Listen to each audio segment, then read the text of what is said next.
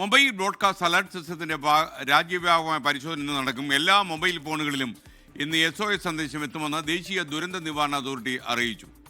തെരഞ്ഞെടുപ്പ് നടന്ന സംസ്ഥാനങ്ങളെ പരിശോധന ഒഴിവാക്കിയ വിവരങ്ങൾ ഡൽഹിയിൽ നിന്ന് SOS മെസ്സേജിന്റെ വിശദാംശങ്ങളുമായി അർജുൻ പീതാംബരൻ ചേരുന്നുണ്ട്. അർജുൻ, പറയൂ.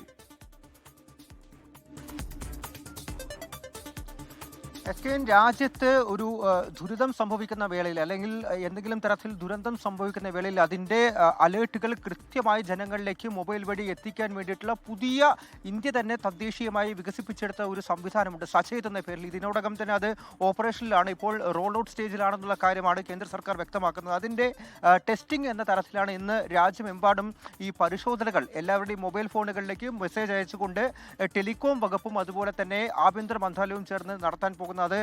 NDMA ആണ് ഇക്കാര്യം വ്യക്തമാക്കിയിരിക്കുന്നത്. ഇന്ന് രാജ്യത്തെ എല്ലാ മൊബൈൽ ഫോണുകളിലേക്കും ഈ ഒരു SOS മെസ്സേജ് എത്തുമെന്നുള്ള കാര്യം അറിയിച്ചിട്ടുണ്ട്. അതേസമയം തന്നെ തിരഞ്ഞെടുപ്പ് നടന്ന സംസ്ഥാനങ്ങളിൽ ഈ ഒരു പരിശോധന തൽക്കാലം സുരക്ഷാ കാര്യങ്ങളെല്ലാം തന്നെ മുൻനിർത്തിക്കൊണ്ട് വേണ്ട, അത് പിന്നീട് ഒരു ദിവസത്തേക്ക് നടത്താമെന്നുള്ള കാര്യം കൂടിയാണ് വ്യക്തമാക്കിയിരിക്കുന്നത്. സചേത് എന്നാണ് ഇതിൻ്റെ പേര്.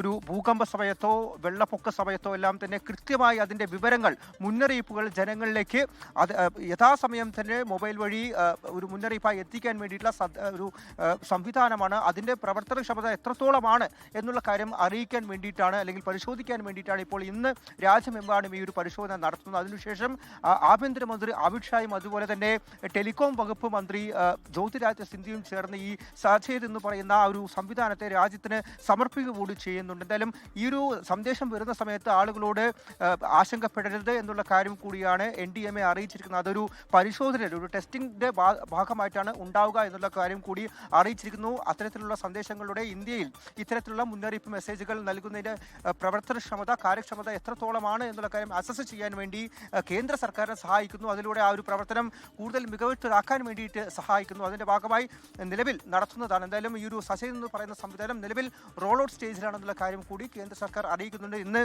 കേരളം ഉൾപ്പെടെ ഇപ്പോൾ തിരഞ്ഞെടുപ്പ് നടന്ന സംസ്ഥാനങ്ങളിൽ ഒഴിച്ചു നിർത്തിക്കൊണ്ട് മറ്റെല്ലാ ഇടങ്ങളിലും ആളുകളുടെ മൊബൈലുകളിൽ ഈ സന്ദേശം എത്തുമെന്നുള്ള കാര്യം കൂടിയാണ് കേന്ദ്രം അറിയിച്ചിരിക്കുന്നത്. SK